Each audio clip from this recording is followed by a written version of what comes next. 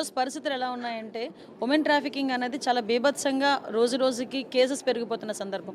మేము చాలా సందర్భాల్లో లాస్ట్ గవర్నమెంట్ మేము ప్రతిపక్షంలో ఉండేటప్పుడు కూడా చాలా సందర్భాల్లో ఈ ఉమెన్ ట్రాఫికింగ్ అనేది జరుగుతుంది, మిస్సింగ్ అనేది జరుగుతున్నాయని చెప్పి లెక్కల్లో చెప్తే మా మీద కేసులు పెట్టిన సందర్భాలు కూడా చాలా కనిపించినాయి. వాటినన్నింటినీ కూడా అరికట్టడానికి ఒక మంచి టీంని రెడీ చేయాలి, యాక్ట్లో కూడా మార్పులు తీసుకురావాలి అని చెప్పి ఒకే ఉద్దేశంతో గౌరవ చంద్రబాబు నాయుడు గారు ఒక ఇనిషియేషన్ తీసుకోమని చెప్పి మా అందరికీ చెప్పడం, దానిలో భాగంగానే ఈ సోషల్ ఆర్గనైజేషన్స్ వాళ్ళు, అదేవిధంగా లా డిపార్ట్మెంట్ వాళ్ళు, లా అండ్ జస్టిస్ డిపార్ట్మెంట్ వాళ్ళు వీళ్ళందరూ కూడా ఇక్కడికి రావడం కూడా జరిగింది.